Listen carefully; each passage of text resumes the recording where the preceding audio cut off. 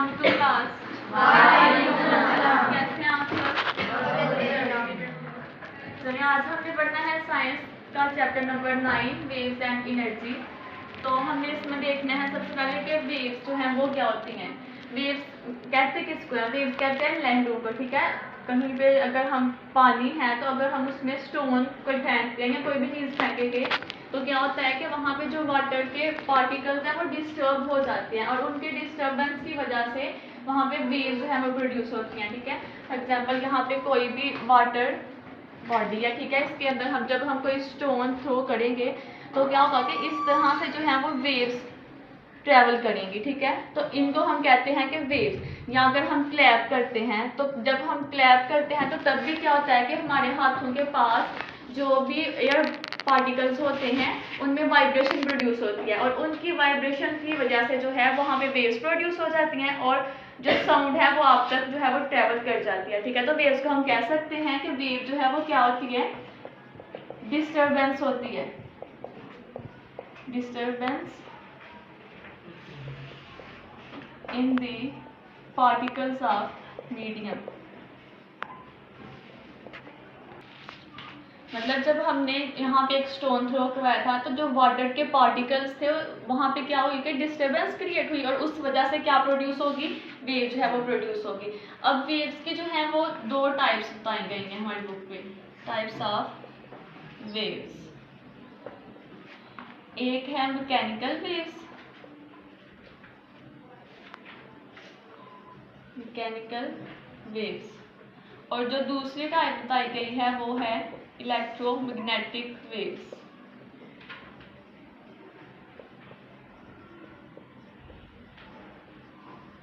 अब अगर हम बात करें मैकेनिकल वेव्स की तो मैकेनिकल वेव्स जो होती हैं इनको कोई ना कोई मीडियम जो है वो रिक्वायर्ड होता है ट्रैवल होने के लिए। जैसे कि मैं बोल रही हूँ, मेरी साउंड जो है वो आप तक पहुँच रही है तो हमारे दरमियान जो मीडियम है वो कौन सा है? एयर मीडियम है, ठीक है। कोई ना कोई मीडियम अगर होगा प्रेजेंट तभी ये जो वेव्स हैं ये ट्रैवल कर सकेंगी। अगर कोई मीडियम हमारे अंदर प्रेजेंट नहीं होगा तो ये जो वेव्स हैं वो ट्रैवल नहीं करती। तो मैकेनिकल वेव्स को हम कह सकते हैं, मैकेनिकल वेव्स की डेफिनेशन देखते हैं। वेव्स विच रिक्वायर्ड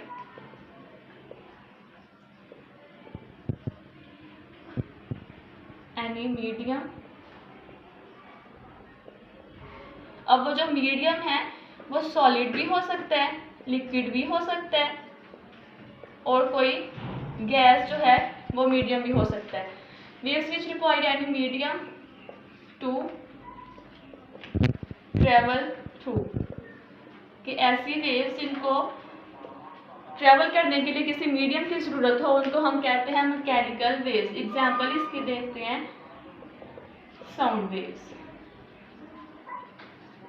ठीक है। साउंड वेव जो है उनको एयर जो है, जैसे मैं बॉडी मेरी आवाज तक आप तक पहुंच गया तो हमारे दरमियान अगर एयर प्रेजेंट ना होगी तो ये ट्रेवल नहीं कर सकेंगे, ठीक है।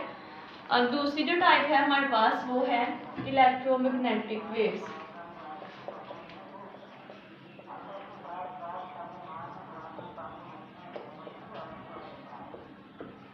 तो अगर हम मैकेनिकल वेव्स का ही उल्ट कर ले, वहां पे मीडियम जो था वो रिक्वायर्ड होता था।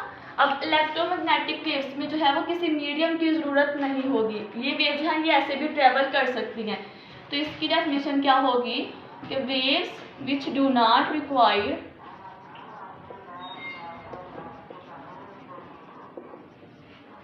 एनी मीडियम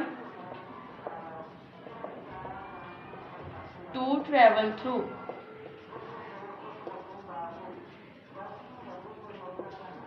एग्जाम्पल इसकी देख लेते हैं, लाइट वेव्स, ठीक है। लाइट जो है उसको वो बगैर किसी मीडियम के भी बहुत दूर तक जो है वो ट्रेवल कर जाती है। तो लाइट वेव्स किसकी एग्जाम्पल है?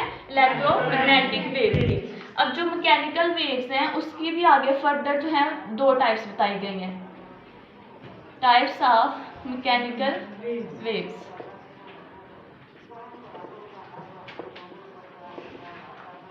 एक इसकी टाइप है हमारे पास ट्रांसवर्स वेव्स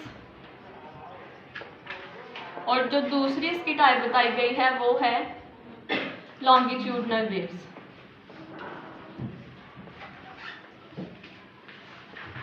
अब देखते हैं कि इन दोनों में क्या फ़र्क है। सबसे पहले कि हम ट्रांसवर्स वेव्स की बात करें, ट्रांसवर्स वेव्स हमने क्या करना है कि एक फिक्स्ड पॉइंट लेना है यहाँ तक, ठीक है, और एक यहाँ पे हमने कोई भी जो है वो कह लेंगे रस्सी ले लिया, ठीक है, कोई रॉप ले लिया। तो अब क्या होगा कि जब हमने यहाँ से एक एंड उस रस्सी का जो है वो हमने फिक्स किसी चीज़ के साथ जो है वो बांध देना है, और जो दूसरा एंड है उसको हमने अपने हाथ में पकड़ लेना है। जब यहाँ से हमने उसको पकड़ना है तो हमने क्या करना है कि उसको अप एंड डाउन जो है वो मूव करवाना है, ऐसे कभी ऊपर करना है कभी नीचे। तो क्या होगा कि ये जो हमारे पास रस्सी थी इसमें जो है ऐसे वेव्स प्रोड्यूस होंगी, ठीक है। अब अगर ये वेव प्रोड्यूस हुई है तो इसका जो ऊपर वाला पार्ट होता है उसको हम कहते हैं क्रस्ट, और जो नीचे वाला हिस्सा होता है उसको हम कहते हैं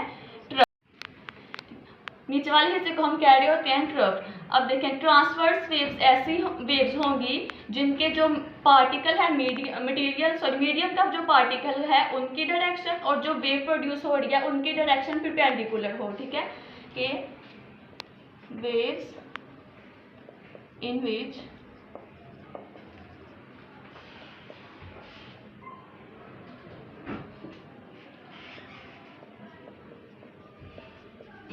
vibration of medium particles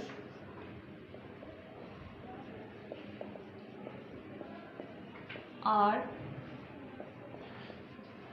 perpendicular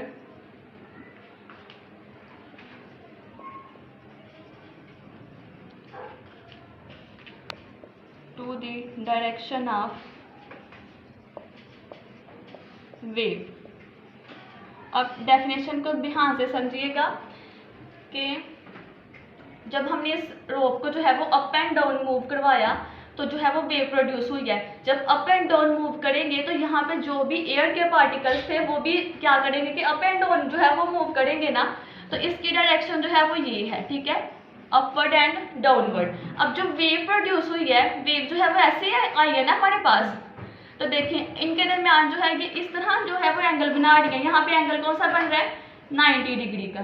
तो जब कोई चीज़ जो है वो ऐसे हो, ये जो साइन होता है ये होता है परपेंडिकुलर का, ठीक है, और यहाँ पे जो एंगल बनता है वो होता है 90 डिग्री का, और इस कंडीशन को कहते हैं कि ये एक दूसरे के परपेंडिकुलर है। मीन्स के जो हमारे मीडियम के पार्टिकल्स हैं वो अप एंड डाउन मूव किए हैं और जो हमारी वेव है वो इस साइड को मूव की है, तो ये दोनों एक दूसरे के परपेंडिकुलर है, ठीक है। तो वही चीज बताई गई है कि wave in which vibration of medium particles are perpendicular, कि ये हमारे मीडियम के पार्टिकल्स थे और ये हमारी वेव है, ये दोनों एक दूसरे को परपेंडिकुलर आगे हैं, तो इनकी जो डायरेक्शन है वो क्या होगी, सो इनको हम क्या कहेंगे, ट्रांसवर्स वेव्स, ठीक है। क्लियर हो गया, समझ आइए।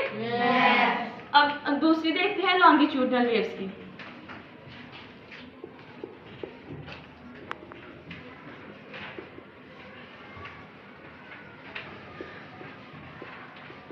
ये अब यहाँ पे देखें क्या फर्क है। अब हमने एक स्प्रिंग ले लेना है, ठीक है, स्प्रिंग वैसे लूप्स बने होते हैं ना, इसका भी जो एक एंड है वो हमने फिक्स कर देना है और जो दूसरा एंड है उसको हमने अपने हाथ में पकड़ लेना है। अब यहाँ पे हमने क्या करना है कि पहले हमने रॉड को जो है वो अप एंड डाउन मूव करवाया था, अब हमने इसको पुश एंड पुल करना, मीन्स के इस साइड पे मूव करवाना, ठीक है, कभी इस साइड पे मूव करवाना है, फिर उसको इस तरह जो है वो खींचना है। तो इस साइड में जो हमारे पास वेव बनेगी वहां पे क्या होगा कि यहाँ पे जब हमने इसको खींचा तो जो हमारे पास मीडियम के पार्टिकल्स हैं वो इस साइड को मूव कर रहे हैं, ठीक है, और जो हमारे पास वेव बनेगी वेव भी जो है वो इसी डायरेक्शन को बन रही है। तो अब ये दोनों जो चीजें हैं ये एक दूसरे के क्या आ गई हैं, पैरेलल आ गई हैं। जब दोनों चीजें जो है इस डायरेक्शन को हम कहते हैं कि ये एक दूसरे के पैरेलल हैं, ठीक है। तो अब इस वेव की डेफिनेशन देखते हैं। Waves in which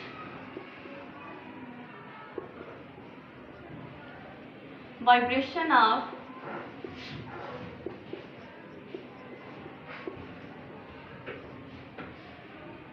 of particles of the medium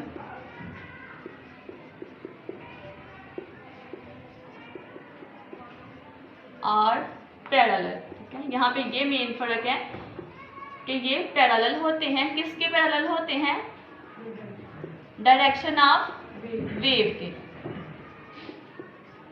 कि जिस तरफ हमारे पास वेव की डायरेक्शन होती है हमारे जो पार्टिकल्स होते हैं वो भी उसके पैरेलल होंगे। क्लियर है यहाँ तक? आगे हम कुछ बेसिक जो है वो टर्म्स देखते हैं जो कि हमारी वेव से रिलेट करती हैं। Basic terms related two waves. हमारे पास चार जो है वो मेन फैक्टर्स हैं या टर्म्स उसको कह लें कि जो वेव से रिलेट करते हैं। फर्स्ट हमारे पास आ जाता है एम्पलीट्यूड, सेकंड है वेवलेंथ,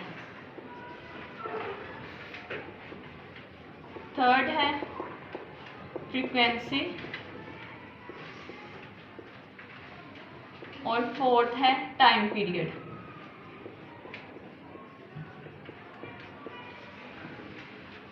एम्पलीट्यूड की बात करें तो एम्पलीट्यूड कहते हैं, जैसे हमने यहाँ पे एक वेव जो है ड्रा की, मतलब कि यहाँ पे एक रस्सी है, जब इसको हमने हिलाया तो इस तरह जो है वो वेव प्रोड्यूस हुई, ठीक है। अब यहाँ से लेके जो उसकी मेन पोजीशन थी वहाँ से लेके जो ऊपर तक का डिस्टेंस है इसको हम कहते हैं एम्पलीट्यूड, ठीक है।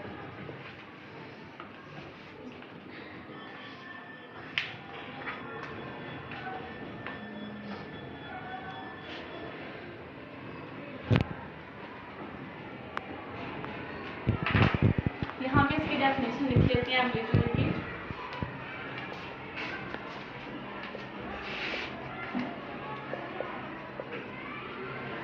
The minimum displacement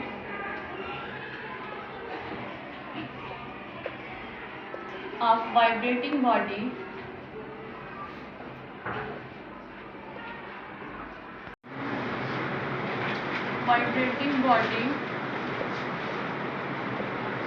from its main position।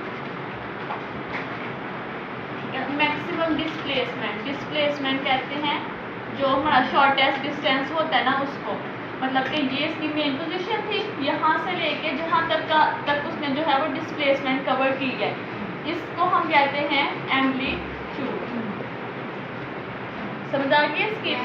Next दूसरा हमारा फैक्टर था wavelength.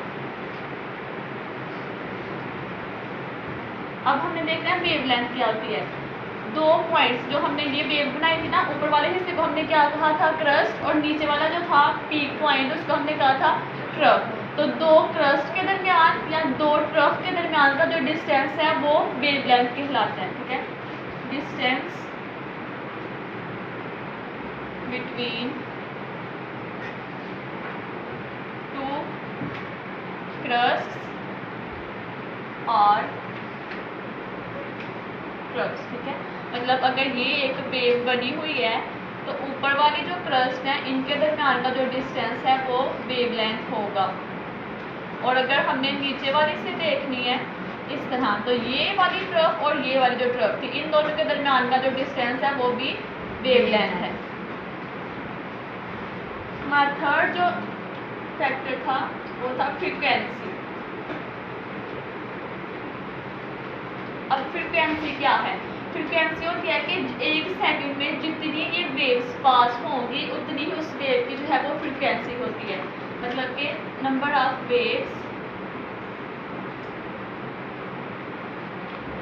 Passing through a point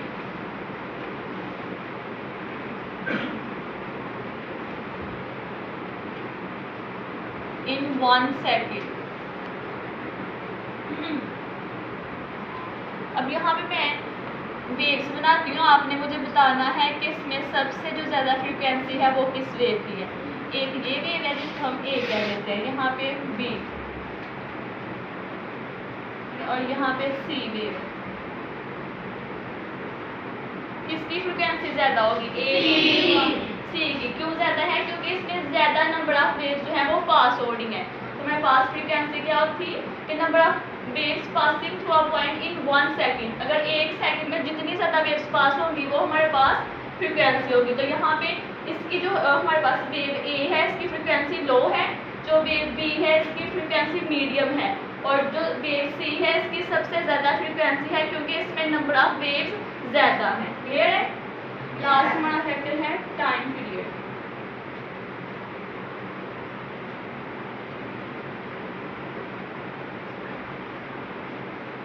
अब टाइम पीरियड क्या होगा? अगर यहाँ से ये एक वेव स्टार्ट हो रही है ना, तो इसको एक पूरा अपना साइकिल कंप्लीट करके यहाँ तक आने में जितना टाइम लगेगा वो हमारे पास होता है टाइम पीरियड, ठीक है। Time taken by a wave to complete one cycle, ठीक है। एक साइकिल पूरा कंप्लीट करने में जितना टाइम लगेगा वो हमारा टाइम पीरियड होता है। समझ आ गई है?